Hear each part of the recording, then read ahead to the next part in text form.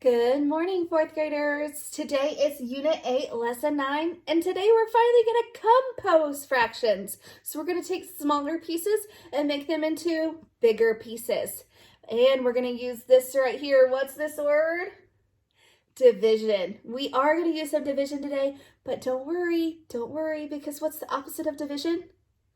Multiplication, and we all feel comfortable with that. So we're going to get started by reviewing the last problem we did together for lesson 7, which looks a little bit like this. Does this ring a bell? Okay, good. So this was the area model that we ended up with on lesson 7. We had a total of how many pieces? 10. You're absolutely right. We had 10 total pieces as our denominator. And then how many pieces were shaded? 4. So we had 4/10. Very, very good, friends.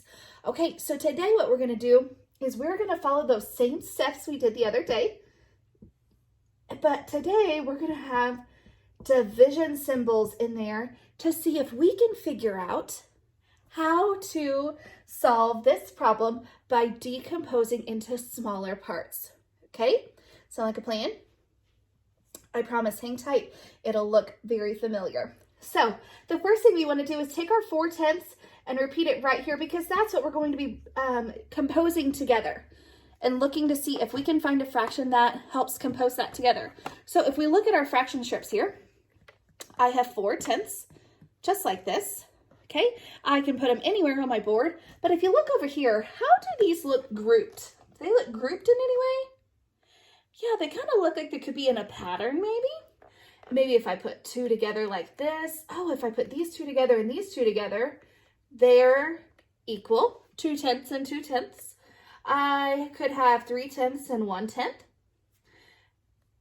I could have 4/10 all together and no tenths on the other side.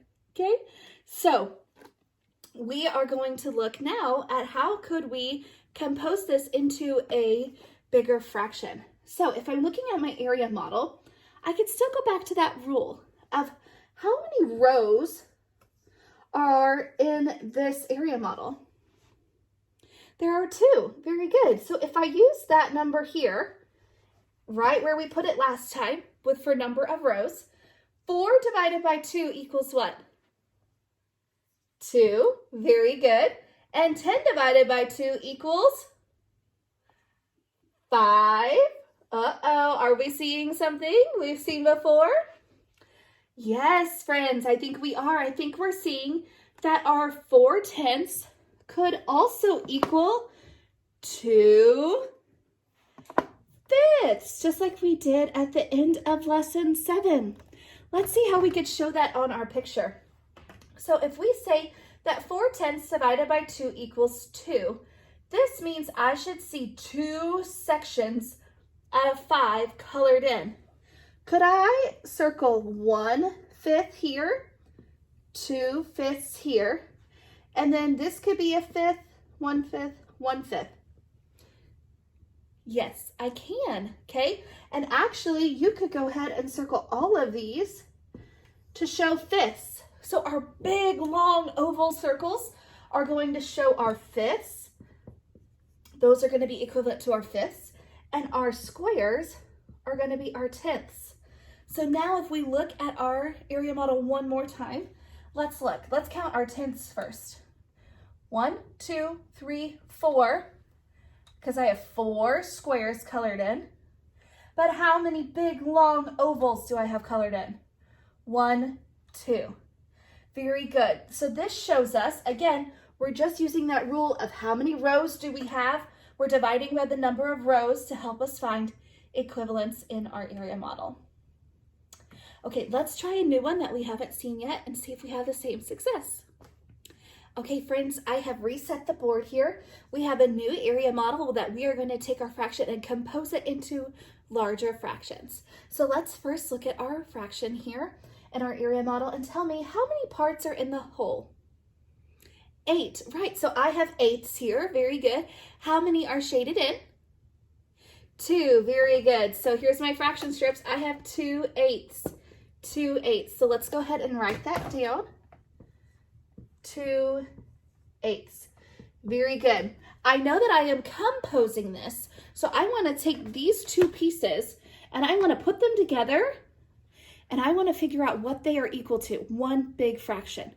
What could they be equal to? We could do this. You could do this on your as guess and check, maybe on your fraction colored strip. I could guess and check 1/3. Would 1/3 be right? No, and I don't think I could fit another 1/8 there. I could try, but I think it might be too big. Yeah, so 1/3 is not gonna help us out with this one. We could guess and check 1/5. Oh, that's too small. Okay, so yes, guess and check. Eventually you will get it right, but let's look at a more efficient way to do this and compose this into one bigger fraction together. So we have a total of 2/8 colored in on our area model. If we are going to use that lovely word division that we talked about earlier, and we could set up our equation here. Very good. So I first am going to take 2/8, and I know that that's what I want to compose or bring together. What is the number I'm going to put right here? Where do I find that number? Yeah, that number of rows. So how many rows are in this area model? There's 2 rows. Very good. So what number goes here? 2. Absolutely. 2 goes here. So what is 2 divided by 2? 1. Awesome job. And what is 8 divided by 2? 4. Awesome job. So 2/8 is equivalent to 1/4. Let's check it out with our fraction tiles and see if we got it. Here it is. Look, they fit perfectly. Great job, 4th graders. Well, let's show how we can prove that with our area model as well, though. So if I look at this area model visually, where could you see fourths?